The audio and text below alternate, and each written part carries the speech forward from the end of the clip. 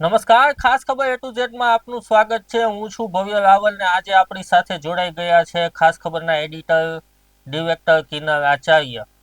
કિન્નર આચાર્ય સાથે આજે આપણે એક એવા વિષય ઉપર ચર્ચા કરવાના છીએ જે વિષય ઉપર ભાગ્યે જ ગુજરાતી પત્રકારત્વમાં કે ગુજરાતી સાહિત્યમાં લખાતું, બોલાતું અને ચર્ચાતું હોય છે. તંત્ર સાધના.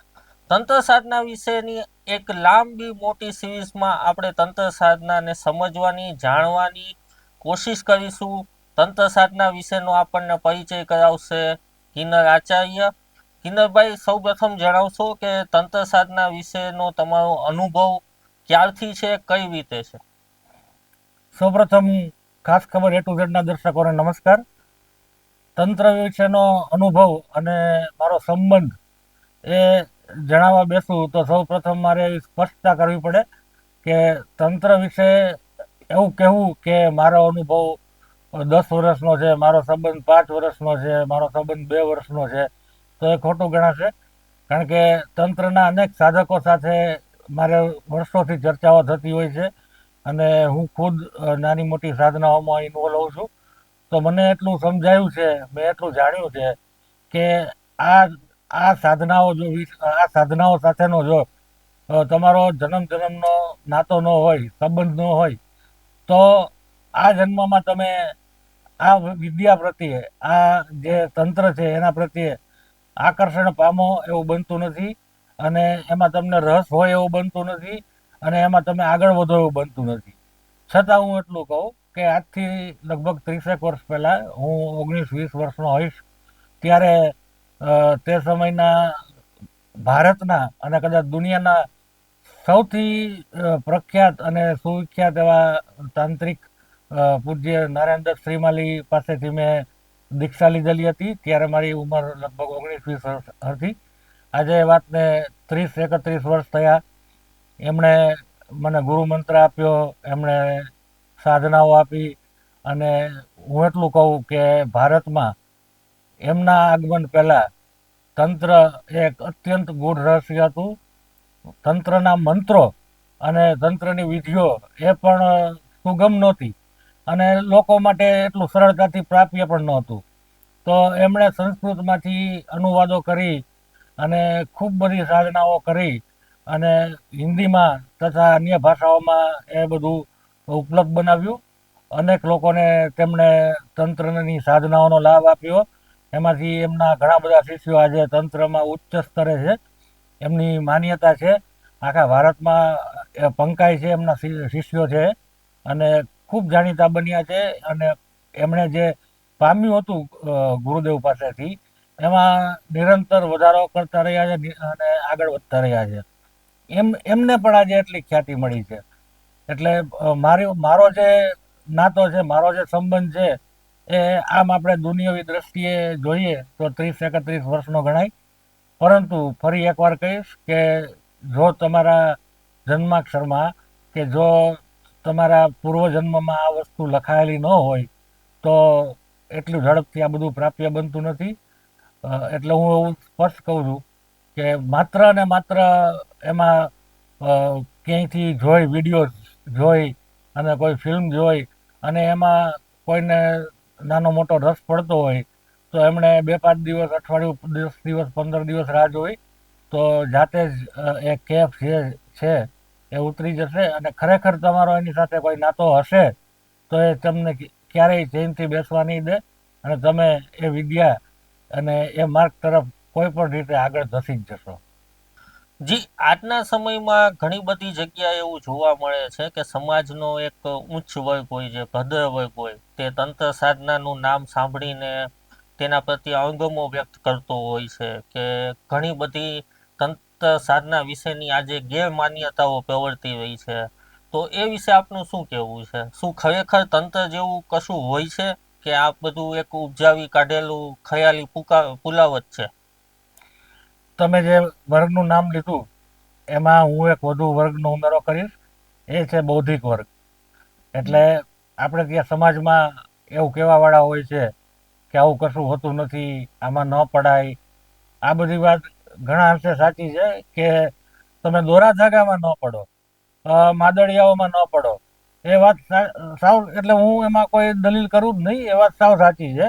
પણ તમે તમારી જાતે જો સાધનાઓ કરતા હો કે અધ્યાત્મ માર્ગે કે તંત્ર માર્ગે ચાલતા હો તો એમાં કશું ખોટું નથી. જે વર્ગની વાત કરી તમે કે મોં મચકોડતો હોય છે, જાહેરમાં વખોડતો હોય છે, એ બધા વિશે હું એમ કહીશ કે ખાનગીમાં એમાંથી મોટા ભાગના લોકો એમાં માનતા હોય છે.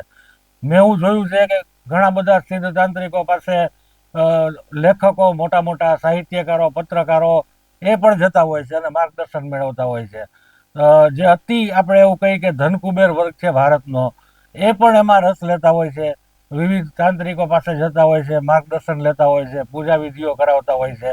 એક જ દાખલો હું આપું ખાલી, કે ગોંડલના નાથાભાઈ હતા જે એકદમ સિદ્ધ પુરુષ ગણાતા. એમની પાસે ગુજરાતી સાહિત્યકારોનો એક મોટો વર્ગ એમની પાસે નિયમિત માર્ગદર્શન લેવા જતો, એમના આશીર્વાદ લેવા જતો. માત્ર સાહિત્યકારો નહીં, લેખકો, કવિઓ, અન્ય ધનાઢ્ય વર્ગમાંથી લોકો, મોટા મોટા ઉદ્યોગપતિઓ, આ બધા પણ તેમની પાસેથી માર્ગદર્શન લેવા માટે જતા હતા. એટલે આ બાબતે લોકોના દેખાડવાના અને ચાવવાના અલગ હોય છે. એવું હું સ્પષ્ટ કહું છું કે જાહેરમાં આ બાબતને વખોડી કાઢનારા કાં તો તંત્રને સમજતા નથી અને કાં તો દેખાડો કરે છે. હવે તમે મને એમ પૂછ્યું કે તંત્ર જેવું કશું હોય છે કે નહીં. મારો જવાબ બહુ ટૂંકો છે કે જો ભક્તિ માર્ગને તમે સાચો ગણો છો તો તંત્ર માર્ગ પણ સાચો છે, અને જો ભક્તિ માર્ગ ખોટો છે, ભક્તિ માર્ગ જેવું કશું છે નહીં, તો તંત્ર માર્ગ જેવું પણ કશું છે નહીં. ભક્તિ માર્ગ એટલે શું? એટલે જેમાં જે શુદ્ધ વૈષ્ણવ પ્રણાલી હોય કે બીજી કોઈ સનાતની પરંપરાઓ હોય કે નામ જપની વાત હોય, આ બધું એમાં આવી ગયું. માની લો કે તમે કોઈ મંત્ર જપતા નથી અને માત્ર રાત દિવસ રાધા રાધા રાધા રાધા, અથવા તો કૃષ્ણ કૃષ્ણ કૃષ્ણ કૃષ્ણ, અથવા તો રામ રામ રામ રામ રામ, અથવા તો સાંબ સદાશિવ સાંબ સદાશિવ, આવા તમે મનમાં જાપ કરતા રહો તો એ નામ જપ છે.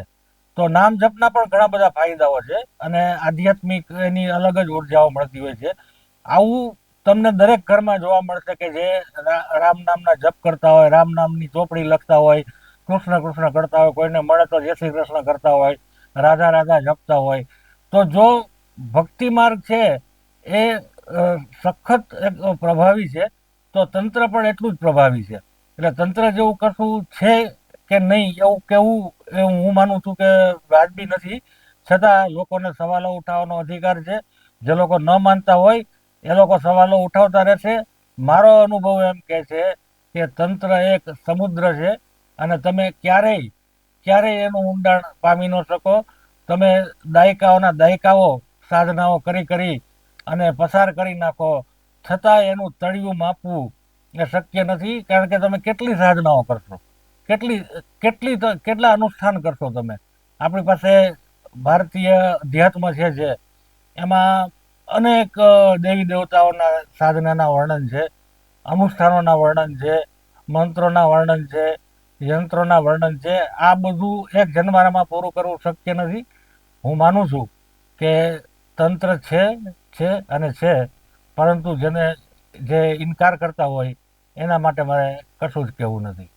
જી, તો વાસ્તવમાં જો તંત્ર સાધના છે તો ક્યાં લોકો તંત્ર માર્ગ ઉપર આગળ વધી શકે, અને તંત્ર માર્ગ ઉપર આગળ વધવાની ક્રિયા શું છે? સૌ પહેલા હું તંત્રની સરળ એકદમ સમજણ આપી દઉં. આમ તો સમજણ આપ્યું એટલે ગ્રંથ જોઈએ, પણ હું એવું માનું છું કે જે તાંત્રિકો સાથે અને જે સાધકો છે એની સાથે મારે ચર્ચા થયેલી છે, એમના મત મુજબ મંત્ર દ્વારા તમે યંત્રને સિદ્ધ કરો એ તંત્ર. છતાં હું એમ કહીશ કે આની જે વ્યાખ્યા છે એ ઘણી વિશાળ છે, પણ તંત્રના મૂળ બે ભાગ છે. એક તો મંત્ર જરૂરી છે, બીજું યંત્ર જરૂરી છે. આ બે વસ્તુ વગર તંત્રમાં આગળ વધવું શક્ય નથી.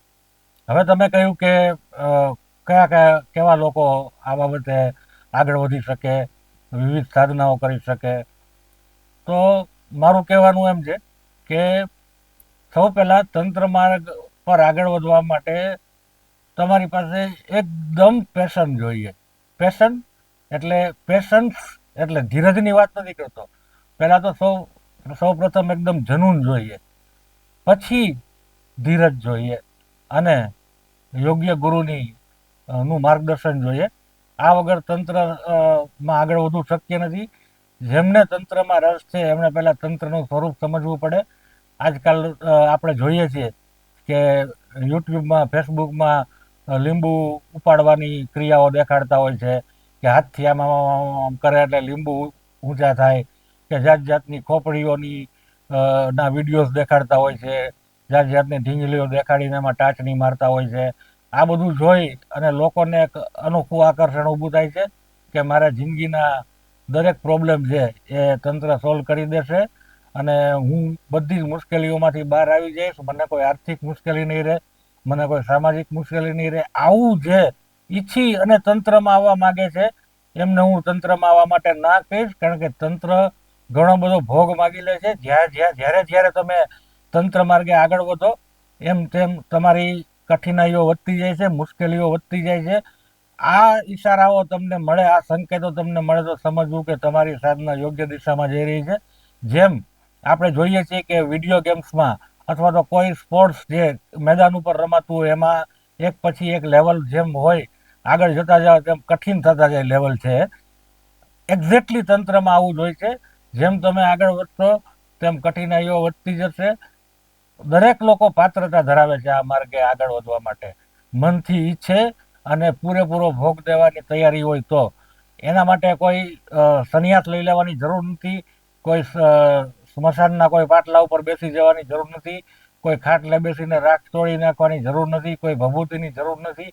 સંસારમાં રહીને ચોક્કસ નિયમો પાડીને પણ તંત્ર સાધનામાં આગળ વધી શકાય છે. હું એવા અનેક લોકોને ઓળખું છું જે ભારતના અત્યારે 1 થી 10 નંબરના તાંત્રિકોમાં જેમનું નામ છે. એમાંથી મોટા ભાગના, હું તો એમ કહીશ કે 100% પણ છતાંય સેફટી માટે એવું કહું છું કે મોટા ભાગના લોકો સંસારી છે. એટલે તંત્ર માટે સંસાર છોડવો કોઈ આવશ્યક નથી, ભગવા પહેરી લેવાની જરૂર નથી, રખડતું જીવન જીવવાની જરૂર નથી, હિમાલયમાં જવાની જરૂર નથી. ઘેર પણ તમે કરી શકો છો. નિયમો હોય છે અને ગુરુદેવ અથવા યોગ્ય ગુરુ એનું માર્ગદર્શન એ અનિવાર્ય છે. તેના વગર કોઈ સંજોગોમાં તમે આ માર્ગે આગળ વધી ન શકો. આપે કહ્યું કે તંત્ર સાધનાના માર્ગ ઉપર સૌપ્રથમ ગુરુ જરૂરી છે. તો તંત્ર સાધના માટે ગુરુની પ્રાપ્તિ કઈ રીતે, ક્યાંથી થઈ શકે અને તેનું મહત્વ કેટલું છે? જી, હું એટલું કહીશ કે ગુરુ કોઈ આસમાનમાંથી ટપકી નથી પડતા. તમે શોધવા નીકળશો તો પણ આ માર્ગ માટે તમે લાયક નહીં હો તો ગુરુ નહીં મળે, આવું હું માનું છું. જો તમારે આ માર્ગે આગળ વધવું હોય તો યોગ્ય ગુરુની તમારી રીતે શોધ શરૂ કરો. કોઈ 2-5 જાણકાર વ્યક્તિને પૂછો અને છતાંય ન મળે તો મહાદેવના મંદિરે જઈને ઈશ્વર પાસે પ્રાર્થના કરો કે હે મહાદેવ, હું આ ક્ષેત્રે આગળ વધવા માગું છું અને તમે જ મને રસ્તો બતાવો. તમે જ કોઈ એવો ગુરુ મને ચિંતાડો કે જેનું હું માર્ગદર્શન લઈ શકું. તો જો તમારી યોગ્યતા હશે, લાયકાત હશે અને તમારા કોઈ લેણદેણ હશે તંત્ર વિદ્યા સાથે, તો ચોક્કસ તમને ગુરુ મળશે અને મળશે. છાપામાં જાહેરાત આપીને અથવા તો છાપાની જાહેરાતો જોઈને ગુરુ પામી શકાતા નથી. એટલે કોઈ પણ માર્ગે જતા પહેલા 100 વખત વિચાર કરવો. યોગ્ય ગુરુ શોધવા, જેમની પોતાની પાસે સિદ્ધિ હોય, જે પોતે સિદ્ધ હોય, જેમને સાધનામાં દાયકાઓ પસાર કર્યા હોય, એવા ગુરુને પાસેથી તમારે માર્ગદર્શન લેવું. બીજું કે ગુરુનું જરૂરિયાત કેટલી છે એ તમે પૂછ્યું. હવે આપણે એક સાવ સામાન્ય ઉદાહરણ લઈએ તો એક નાનું બાળક છે, જ્યારે એ જન્મે પછી એ ચાલે કે બોલે, પેલા માં બોલે, પપ્પા બોલે, દાદા બોલે, 2 પગલી માંડે, આ બધી સામાન્ય ક્રિયાઓમાં પણ એમની ગુરુની જરૂર પડતી હોય છે. એ ગુરુ એટલે માતા પિતા અથવા તો ઘરમાં રહેતા હોય એવા દાદા દાદી. તમે ડ્રાઇવિંગ શીખો છો તો કોઈને કોઈ તમારો ગુરુ હોય છે. તમે જાતે કોઈ દિવસ કાર બેસી અને સેલ્ફ મારી અને કાર તમે ચલાવવા માંડ્યા અથવા તો એમાં ગ્રીપ આવી ગઈ એવું બનતું નથી. તમારે ડ્રાઇવિંગ સ્કૂલ પાસે જવું પડે અથવા તો કોઈ તમારા વડીલ હોય, કોઈ મિત્ર હોય કે કોઈ પરિવારના સભ્યો હોય એ તમને ડ્રાઇવિંગ શીખવાડે. તમે દર્દી છો તો તમારી ચિકિત્સા તમે જાતે કરી શકતા નથી, એના માટે ડૉક્ટર પાસે જવું પડે. ડૉક્ટર પોતે પણ ચિકિત્સા શીખીને જન્મ્યા નથી હોતા, એમને પણ ગુરુ રાખ્યા હોય છે, એમના પણ ગુરુ હોય છે. ઇવન જ્યારે ડૉક્ટર જુનિયર હોય, શરૂઆતના 2-4 વર્ષમાં પ્રેક્ટિસ કરતા હોય, ત્યારે ઓટીમાં એટલે કે ઓપરેશન થિયેટરમાં એક ટ્રેની તરીકે એમને તાલીમ આપવામાં આવે છે, અને સિનિયર ડૉક્ટર્સ છે એ બધું સર્જરીથી લઈને બધું દેખરેખ કરતા હોય છે. એટલે જીવનના દરેક ક્ષેત્રમાં ગુરુની આવશ્યકતા હોય છે. અને તંત્ર એ આ બધા કરતાં ક્યાંય ઊંડો વિષય છે. મેં પહેલાં કહ્યું એમ સમુદ્ર તળથી પણ ઊંડો વિષય છે. આની અંદર જો તમે ગુરુ ન રાખો તો આગળ વધવાની વાત તો દૂર છે, પણ શરૂઆત કરવાનું પણ મુશ્કેલ બની જશે, એ હું સ્પષ્ટ માનું છું. હવે શા માટે એ જરૂરી છે, હું તમને એક સામાન્ય દાખલો આપું કે તંત્રના મંત્રો અને યંત્રો દુકાનમાં પણ વેચાતા હોય છે. મંત્રો છે એ યુટ્યુબ ઉપર અવેલેબલ છે, ગૂગલ ઉપર અવેલેબલ છે, કોઈ મોટી વાત નથી. પણ જેમ તમે આગળ વધશો એમ અનેક પ્રકારની તંત્રમાં મુશ્કેલીઓ આવશે. હું માનું છું કે સાધના જો ઉગ્ર હશે, અથવા તો કોઈ મહાવિદ્યાની સાધના હશે, અથવા તો કોઈ મોટી સાધના હશે, તો એમાં જાત જાતના અનુભવો પણ થઈ શકે, અને જાત જાતના ચિત્ર વિચિત્ર ઘટનાઓ પણ તમારી સાથે બની શકે. આ સમયે તમારી પાસે યોગ્ય માર્ગદર્શન આપનારું કોઈ નહીં હોય તો આગળ કેવી રીતે વધવું એ તો ખ્યાલ નહીં જ આવે, પણ વર્તમાન પરિસ્થિતિ કઈ રીતે હેન્ડલ કરવી એ પણ સમજાશે નહીં. ઉદાહરણ તરીકે કોઈ તમે મોટી સાધનાઓ કરતા હો ત્યારે એવું બની શકે કે તમને ચોક્કસ પ્રકારના અવાજો સંભળાય, તમારી આસપાસ ચોક્કસ પ્રકારની ગંધ હોય એવું તમને લાગે, સપનામાં તમને ચિત્ર વિચિત્ર વસ્તુઓ દેખાય. તો આ વસ્તુઓ હેન્ડલ કરવી સહેલી નથી, આપણે માનીએ છીએ એટલું આ કામ સરળ નથી. આ પરિસ્થિતિ વખતે તમને કે મને કે કોઈને પણ ગુરુનું મહત્વ સમજાશે. મંત્ર અને મેં કહ્યું એમ યંત્ર એ બધું અવેલેબલ છે, કશું અવેલેબલ નથી એવું નથી, પણ સંકટ સમયે તમારે એ વસ્તુ કઈ રીતે પસાર કરવી, સંકટનો સમય છે કઈ રીતે પસાર કરવો, તમારી સાધના ત્યાં સ્થિર ન થઈ જાય, તમારી સાધના ત્યાં સ્ટોપ ન થઈ જાય, એના માટે ગુરુનું તમારે માર્ગદર્શન જરૂરી છે. એના માટે તમારે ગુરુનું સતત ગાઈડન્સ જરૂરી છે, ડગલે ને પગલે તમારે જરૂરી છે. બીજું, આપણે ત્યાં તંત્રમાં એવું કહેવાયું છે કે ગુરુ મુખેથી જે તમે મંત્ર લીધો હોય એની જવાબદારી સંપૂર્ણપણે ગુરુની થઈ જાય છે. તમે જ્યારે કોઈ અનુષ્ઠાન કરતા હોય, કોઈ સાધનાઓ કરતા હો, ત્યારે તમને કોઈ મુશ્કેલીઓ આવે તો ગુરુની એ જવાબદારી હોય છે કે તમને માર્ગદર્શન આપવું અને સમસ્યામાંથી બહાર કાઢવા.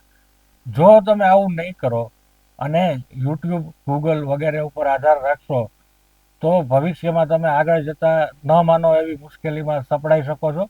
મેં દાખલા જોયા છે કે લોકો પાગલ થઈ જતા હોય છે, માનસિક સંતુલન ગુમાવી બેસતા હોય છે, જેવી તેવી વર્તણૂક કરવા લાગતા હોય છે, અને નથી ઘરના રહેતા, નથી ઘાટના રહેતા. આવી પરિસ્થિતિમાં મુકાવું ન હોય તો ગુરુ જરૂરી છે. બીજું, સાધના તમે કરતા હો ત્યારે તમારું ઘર છે, તમારો પરિવાર છે, એ રજડી ન પડે, રખડી ન પડે, એની જવાબદારી પણ તમારી છે. એ પણ ગુરુ તમને સમજાવશે. આજીવિકા માટે જે કંઈ કરતા હો તમે, એના ઉપર કોઈ ફૂલસ્ટોપ મૂકવાની જરૂર નથી. સાધનાનો સમય અલગ હોય છે, એ અલગ સમયમાં તમે સાધનાઓ કરી શકો છો, અનુષ્ઠાનો કરી શકો છો. આ બધી વાત ગુરુ સમજાવશે. યુટ્યુબમાં જોવા નહીં મળે, ગૂગલમાં જોવા નહીં મળે. એટલે વાસ્તવિક જીવનમાં તમારી પાસે ગુરુ ન હોય ત્યાં સુધી તંત્ર માર્ગે આગળ ન વધવું. નામ જપ તમે કોઈ પણ પરિસ્થિતિમાં કરી શકો છો, સૂતા સૂતા કરી શકો છો, સ્નાન કરતી વખતે કરી શકો છો, વાંચતી વખતે કરી શકો છો, જમતી વખતે મનમાં નામ જપ ચાલુ હોય તો પણ વાંધો નથી. એટલે નામ જપ કરવા, પણ તંત્રમાં ઊંડા ઉતરવું હોય તો સૌ પ્રથમ યોગ્ય માર્ગદર્શન મેળવવું, આવો મારો અભિપ્રાય છે. જી, તો આ હતા કિન્નર આચાર્ય, જેમણે આપણી સાથે તંત્ર સાધના વિશેની વાતો કરી.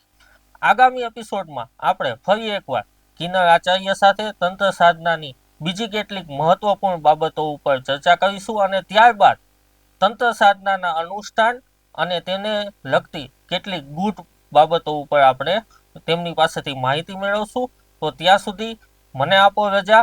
ફરી મળીશું ખાસ ખબર A to Z ના એક નવા એપિસોડમાં. નમસ્કાર.